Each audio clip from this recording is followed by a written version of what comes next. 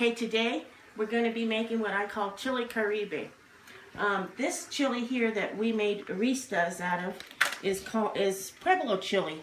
You could probably do it out of any kind of chili, but we tend to do it out of Pueblo chili because we like that flavor. What we do is we string up the chili and then we let it dry. Mine took longer than usual to dry this year. And now I'm going to go ahead and break open each pod, take them off of the string and break them. They just fall right off. That's how you know they're ready, is when they're already starting to fall off. You know, and they get kind of crunchy. And see, you'll have parts that are dried different colors, or you got to look if there's any mold or anything on them. Let's see if I can break one open here. See, I'm going to go ahead and break them open like this. This one has a little bit of mold on it. If it's got too much mold, then you want to get rid of it. But most of them usually don't have that much. But that's what the mold looks like a black fuzz. Okay, so now we've cleaned all our ends off and got rid of anything that had mold on it. Any seeds or anything like that. We took all our ends off.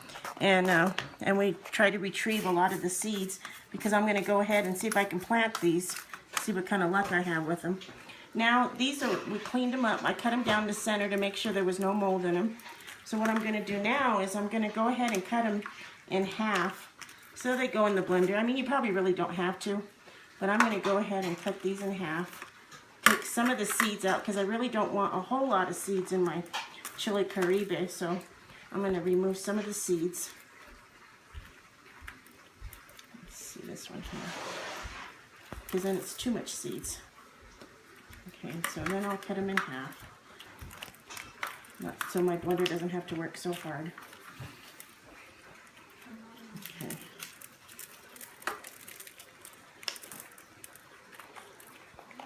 So let me go ahead and finish cutting these up and taking the seeds out, and then I'll show you what I do next. Okay, now that I took a lot of the seeds out, not all of them, because you want to leave some of the seeds, you know. Oh, look, I found one with seeds on it. Okay. You want to leave some of the seeds because that's, you know, that's where you get your heat from. I'm going to go ahead and use my Ninja blender, and some people use their food processors or whatever you have, but I like to use my blender. And also, people do it differently. Some people soak them and boil them for a while. I never understood why dry your chili and then soak them and get them hard or soft, because when you dry them, you're trying to make them hard.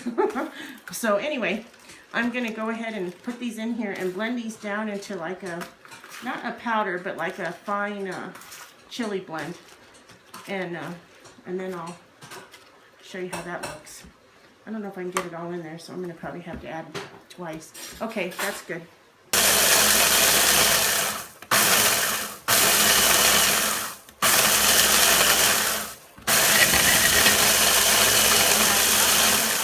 Okay, now we ground it up, and we didn't get it as small as we'd like. This is kind of still big, but it's because it's soft a little bit. It's not really as hard as it could be.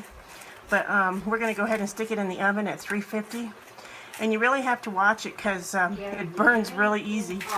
So you want to stay, you know, monitoring it and making sure that it doesn't burn on you. And then after I toast it up a little bit, I'm going to put it back in here and make it smaller. And then I'll show you what I'm going to do. So right now I'm going to put it in the oven. Okay, see, I took it out of the oven. We had it on 350. Which was really high because look at, I already got some burnt pieces on there. I didn't want to get it that burnt, but it's not bad. It isn't going to, you know, affect the flavor that much. But you do want to toast it because that is where you get your flavor from. Okay, so I'm going to put it back in the blender and grind it up smaller. Okay. I have it all blended up, and there's still a little bit of chunks, you know, but that's where you get the good Caribe, and then it's kind of powdery too. I don't know if you could see that. So now I'm going to add in 2 garlic cloves. Mine are frozen because I keep them in the freezer. So some people add 4, but I'm kind of oregano sensitive. I mean garlic sensitive, so I'm only going to add 2. And then I'll probably add garlic salt later for more flavor if I need it. And I'm going to add onion right in here. About a half an onion. You can. I used white, but a lot of people use yellow. It doesn't matter, whatever kind you want. Now I'm going to go ahead and add water in here. Let's see. This is 1 cup. What did you catch, Jill? Oh. This is 2 cups.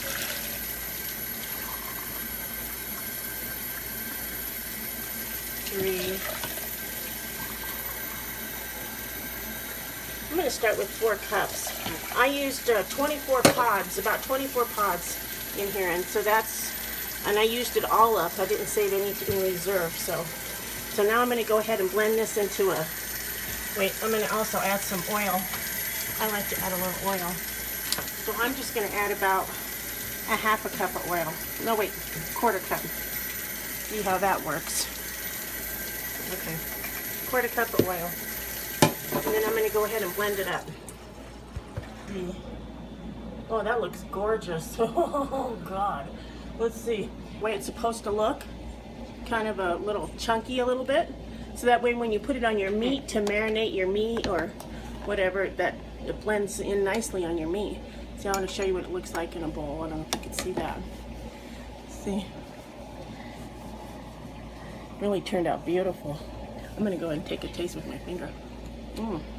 Okay, now I'm going to go and add all my seasonings, which I'd say about a teaspoon of each thing. I'm going to put pepper, oregano, a little bit of parsley, and I'm going to add some extra onion flakes. And then I'm also going to add garlic salt. And I'm going to use a teaspoon of each, and then I'm going to blend it in there. So hold on one moment, I'm going to get my teaspoon. You could have done this before you blended, but I'm going a little bit late on it. But it doesn't really matter. I'm going to blend it some more again anyhow. I'm going to use a teaspoon of oregano. I'm almost out of parsley here. Hope I can get in there and get it. A teaspoon of parsley. Actually, I think I'm going to get 2 teaspoons of parsley. And I tasted it and it wasn't garlicky enough. I guess they were right. Adding 4 garlics is probably better. But I'm going to go ahead and add the salt because I like the garlic salt. So 1, and I'm going to add 2. Okay. And then after I mix it all up, I'm going to taste it again and see if it just needs plain regular salt. No garlic salt, just regular old salt. You be recording that? Okay, now I'm going to go ahead and get me a sample too. A little bit on the bread. See, it sticks on there nicely.